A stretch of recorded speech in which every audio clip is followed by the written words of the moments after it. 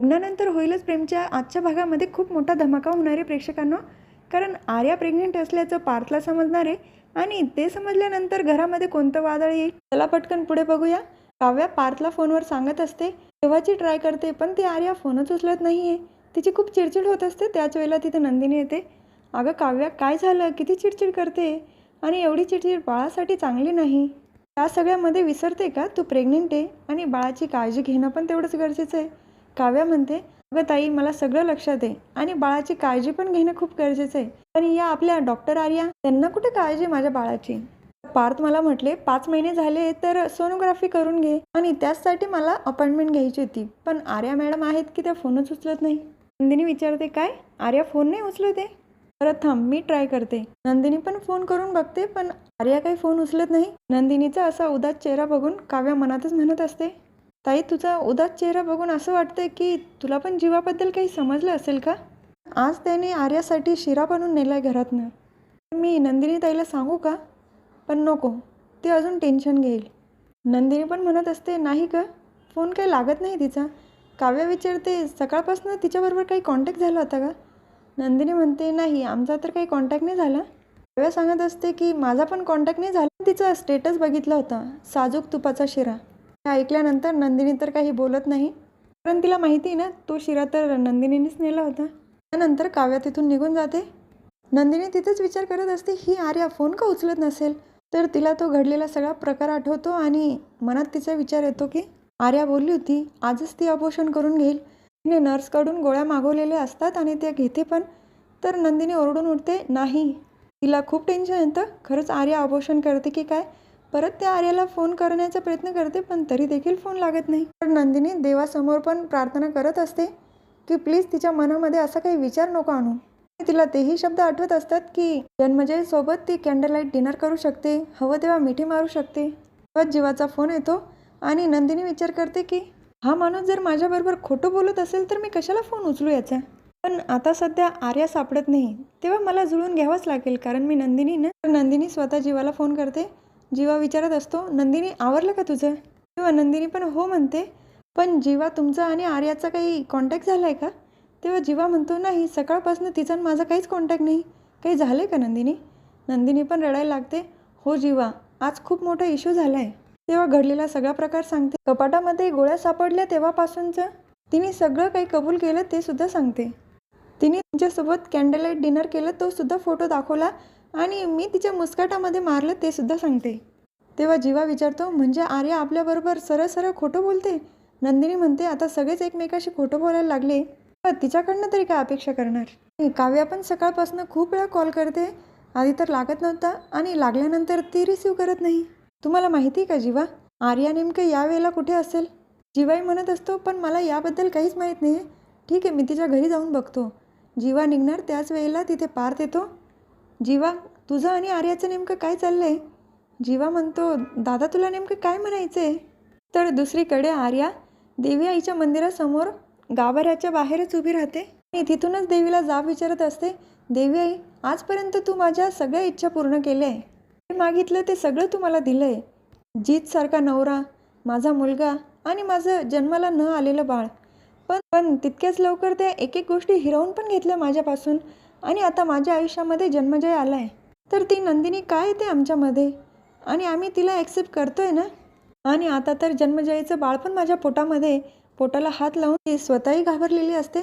बाळाचं जर काही बरं वाईट झालं तर.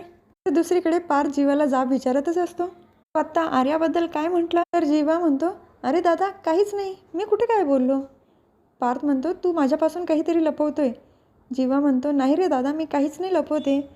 आता नंदिनीचा फोन आला होता आणि नंदिनी विचारत होते की आर्याबरोबर काही कॉन्टॅक्ट झाला आहे का.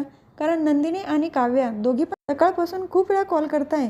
तिचा आधी कॉल तर लागत नव्हता, लागला तर उचलत नाही आहे आणि आता मी तिच्या घराकडेच चाललो आहे तिला बघायला. तेव्हा पार्थ म्हणतो, माया अपार्टमेंट. जीवा म्हणतो, हो, ती तिथेच राहते. तो बाईक काढणार असतो. तेव्हा पार्थ म्हणतो, आता पाऊस पण येतो आहे आणि तू बाईकवर जाशील तर ओला होशील, आपण दोघं कारमध्ये जाऊ. तेव्हा जीवा आणि पार्थ दोघं पण आर्याला शोधायला निघतात. तर नंदिनी सारखा कॉल करत असते. तिथे मानिनी काकू येतात. अगं नंदिनी, सापडेल आर्या, तू इतकी काळजी का करते तिची? तिथे काव्या येते. अगं ताई, तू आत्ता मला काय बोलली होती? जास्त चिडचिड करू नको आणि स्वतःलाही त्रास करून घेऊ नको आणि बाळाला पण. तू काय करते? तूही तेच करते ना. तू विसरली का तू पण प्रेग्नेंट आहे? आणि काकूही म्हणत असतात, अगं नंदिनी भेटेल ती. तुमची आर्या काही लहान आहे का? तिचा फोन बंद पडला असेल, लागेल फोन नंतर. स्वतःला त्रास करून घेऊ नको. बरं, या तिघींचं बोलणं रम्याने ऐकलेलं असतं. पण विचार करते की आर्याबद्दल नंदिनी इतकी काळजी का करत असेल? एवढी काळजी करताना तर फक्त काव्यासाठीच पाहिलं मी नंदिनीला.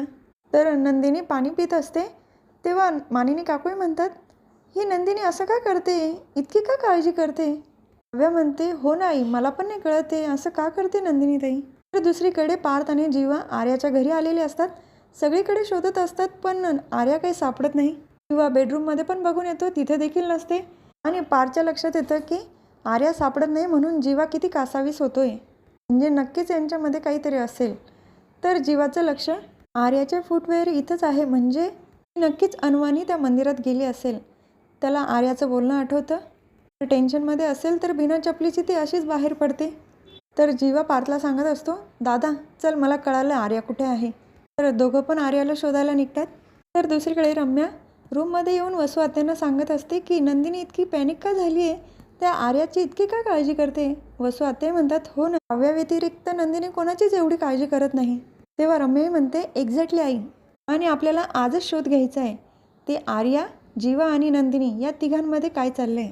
तर वसू आत्या आणि रम्या दोघींनी ठरवलेलं असतं की आज कुठल्याही परिस्थितीमध्ये या गोष्टीचा शोध घ्यायचाच. तर दुसरीकडे जीवा आणि पार्थ गाडीमध्ये निघालेले असतात. जीवाचा जीव तर खूप कासावीस झालेला असतो आणि सतत फोनही करतो तिला, दादा गाडी थोडी फास्ट चालव ना, एवढी स्लो का चालवतोय, आणि इथून पुढे लेफ्ट घे आणि सरळ पुढे चाल. तर पार्थ गाडी चालवतच असतो पण अचानक मध्येच बंद पडते. जीवा विचारतो, काय झालं दादा, गाडी का बंद पडली? पार्थ म्हणतो, काहीच कळत नाही, अचानक का बंद पडली ती. तर जीवा पार्थला सांगतो, दादा तू गाडी स्टार्ट करण्याचा प्रयत्न कर, मी इथेच उतरतो, आर्याला शोधण्याचा प्रयत्न करतो. खाली उतरल्यानंतर समोर एक मंदिर दिसतं त्याला. तो त्या दिशेने धावत जातो तर समोर आर्या दिसते त्याला. आर्या म्हणून हाक मारतो तेव्हा आर्याचं लक्ष जीवाकडे जातं आणि ती धावतच जीवाजवळ येते आणि त्याला मिठी मारते. तेव्हा जीवा तिला विचारतो, अगं आर्या वेडी झालीस का?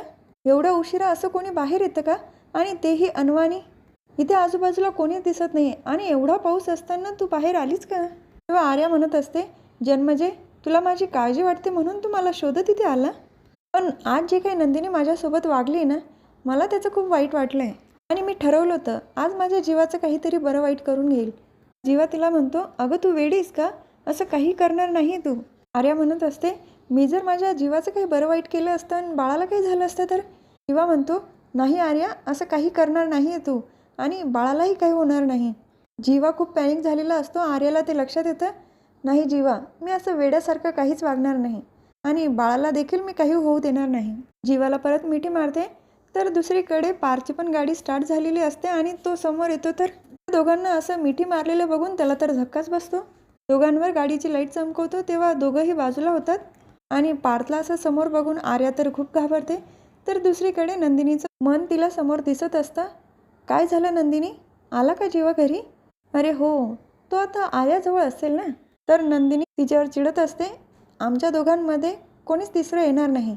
तेव्हा नंदिनीचं मन म्हणतं, माझ्यावर चिडून काय फायदा, त्या दिवशी पण आईवर अशीच चिडली ना. आईने सांगितलं होतं या सरोगसीचा विचार करू नका, तुमच्या दोघांमध्ये तिसऱ्याला आणू नका, तेव्हा पण तू काहीच नाही ऐकलं आणि आता बघितलं ना त्याचे परिणाम काय झाले ते. तेव्हा नंदिनीला पण शारदा काकू जे काही बोलल्या ते सगळं आठवतं. तर नंदिनीचं मन म्हणत असतं, काय झालं नंदिनी, या सगळ्याचा त्रास आता तुलाच होतोय ना. तर ते मन तिथून गायब होतं. नंदिनी एकटीच खूप रडत असते. तर दुसरीकडे पार्थ खूप रागाने बघत असतो त्या दोघांकडे आणि आर्याला विचारतो, आर्या तू इथे का आलीस आणि असं अनवाणी? तू सापडत नव्हती म्हणून जीवा किती बेचैन झाला होता. तर आर्या जीवाकडे बघत असते. तेव्हा आर्या सांगते, मला थोडं डिप्रेस वाटत होतं म्हणून मी इथे आली आणि सॉरी, माझ्यामुळे तुम्हाला त्रास झाला, पण तुम्हाला कसं कळलं मी इथे आहे? पार्थ म्हणतो, मला तर नाही कळालं, पण जीवाच्या लक्षात आलं की तू इथे असू शकते म्हणून. तर आर्याला थंडी वाजत असते आणि जीवा त्याचं ब्लेझर काढून तिला देतो. तिचा हात हातात धरून तिला शांत करत असतो आणि पार्थला हे बघून तर धक्काच बसतो. हा भाग इथेच संपतो. पुढील भागात बघायला मिळतं की पार्थ आणि जीवा दोघं पण आर्याला हॉस्पिटलमध्ये घेऊन जातात आणि डॉक्टरांनी आर्याचा हात हातात धरल्याबरोबर त्यांना कळतं की ती प्रेग्नेंट आहे. तर त्या पार्थला सांगतात. पार्थला तर धक्काच बसतो तर घरी आल्यानंतर पार्थ नंदिनीला सांगतो, नंदिनी आर्या जीवापासून प्रेग्नेंट आहे. तेव्हा जीवा म्हणतो, आर्या प्रेग्नेंट आहे पण माझ्यापासून नाही. पार्थ म्हणतो, नंदिनीच्या डोक्यावर हात ठेवून शपथ घे बरं, तर मला खरं वाटेल. तर नंदिनी आणि जीवा दोघांना पण प्रश्न पडलेला असतो की आता नेमकं उत्तर द्यायचं काय. तर उद्याचा भाग बघायला खूप इंटरेस्टिंग असणार आहे प्रेक्षकांनो. तेव्हा आजचा व्हिडिओ आवडला असेल माझ्या व्हिडिओला सबस्क्राईब करा आणि बेल ऐकून दाबायला विसरू नका. धन्यवाद.